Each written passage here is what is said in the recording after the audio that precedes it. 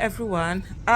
It's been back to back to back to back travels for me. So please, yes, the scenery, the video, they are looking awkward. I'm actually just using my hand to hold the camera as it is. I'm at the airport. You can see an aircraft, behind me. And so, like I say, back to back to back to back. In the last 1 week, I went from Abuja Airport, Oliver Tambo Airport, Aberdeen Airport, Gatwick Airport, now at Heathrow Airport. But anyway, that's not the reason why I'm doing this video.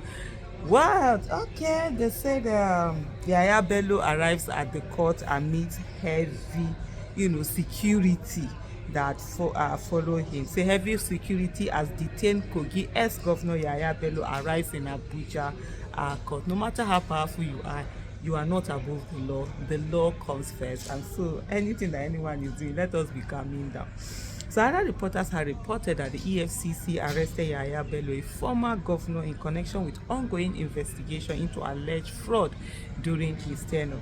The immediate past governor of Kogi State, Yahaya Bello, has arrived at High Court sitting at Maitama in Federal Capital Territory, Abuja, amid heavy security. Remember, he has refused to appear before court since it's almost a year now he left office or something like that, just refusing to. I just hope, well, is it not Nigerian court? Those judiciary, they don't even understand the power they have. They've messed themselves up. Otherwise, he should be used as an example. For him he has been summoned to the court for disobeying the court. This one should be kept, at least, first of all, given a sentence for the contempt of court that he has done. But anyway, in Nigeria, when you have money, the rules apply to you differently. Yahaya Bello, they said, arrived around 8:50 a.m. on Wednesday. Today, Sahara reporters had reported that the Economic and Financial Crimes Commission (EFCC) would arraign Yahaya Bello in court on Wednesday to face charges on alleged financial fraud and misconduct during his tenure. Sahara reporters had reported that the EFCC arrested Yahaya Bello, a former governor, in connection with ongoing investigation into alleged fraud during his tenure. So Yahaya Bello learned that EFCC, I'm in the airport, detained Yahaya Bello around 12 p.m. on Tuesday, and he was having a session with investigation. He was detained at the facility in Abuja where he spent the night. The FCC had also confirmed Bello's arrest, saying his operatives are grilling Bello in connection with ongoing investigations into alleged financial misconduct during his tenure. Bello, who served as governor from 2016 to 2023, faces charges related to the mismanagement of state funds, as well as accusations of embezzlement and abuse of office. Former Kogi governor was arrested by operatives. But anyway, I see the same thing that they are repeating. It's just that now that he has been arrested, we'll see how everything is going to go. The EFCC had initially filed 19 charges against the former Kogi governor, along with his nephew, Ali Bello, Dauda Suleiman, and Abdusalam Hudu, for money laundering offences amounting to over 80 billion naira, 80.2 billion naira. And if one of the things that really surprised me is how people actually put their families when they are doing this thing. But then maybe they put their family in the hope that nothing will come out of it, or I just don't get it. Especially from their children. Here, you're tarring the life of your child. You're marrying the life of your child just like that, for what? Anyway, in the fresh charges dated September 25th, the total amount involved was 110 billion, over 110 billion. The Federal Capital Territory High Court, sitting in Maitama, Abuja, had dismissed the oral bail application of Abdusalam Hudu and Umar Oricho, who are co-defendants of Yahaya Bello in the 110.4 billion naira fraud case preferred against them by the EFCC.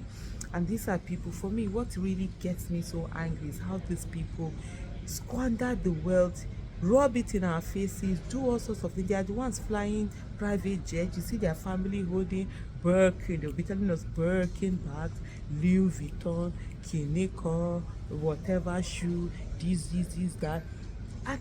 on stolen money. I don't have an issue if you've earned your money and you spend it the way you want to see.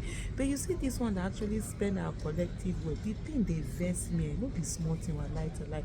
It's so annoying, it's so crazy, it's so something else, and you just wonder. And this Yahaya Bello, a white lion, has been running all over the place all this while. Come and face these charges. And what is most even heartbreaking is that sometimes EFCC will work hard, get somebody prosecuted, and then Supreme Court is there.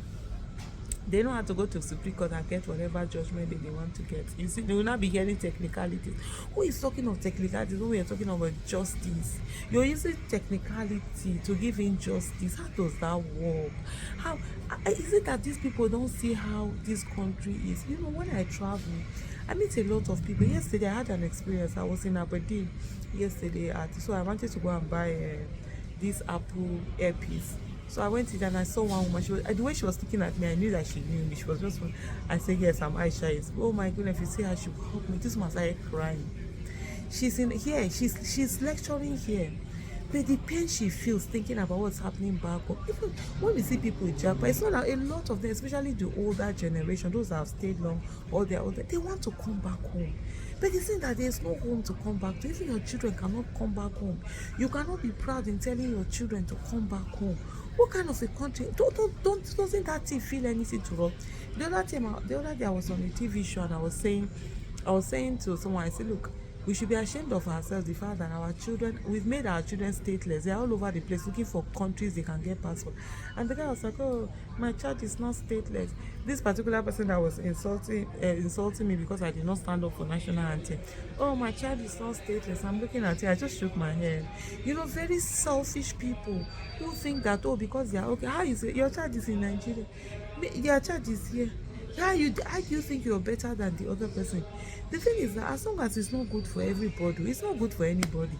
This one, that some people think that, oh, local champion, they have arrived, they can be doing whatever and whatever. It's all nonsense. So we think we haven't got it there at all. We are just, all of us, we are hearing it in our body. But anyway, let us continue to do the things that we want to do anyhow and feel that we're on top of the world just because we've gotten it there. Hopefully EFCC are able to do the needful, the way they used to follow those boys in the university and tell their Yahoo. This one a bigger Yahoo case, so let them follow it well. We don't want to hear anyhow. We don't want to hear, oh, this, that, abracadabra, then story. And the most annoying part of it is that the states that their monies are stolen, we now come out and start telling you that their money is not missing. Leave it. After all, the governor that is even in Kogi State is Yahaya Bello's stooge. He has been the one that has been using his immunity to do all sorts of nonsense. But the thing I also want to see is a situation whereby even that Ododo, after his immunity, there should be some sort of punishment that goes with it, because he really was stopping prosecution. He really was doing that. Thank you so much for watching.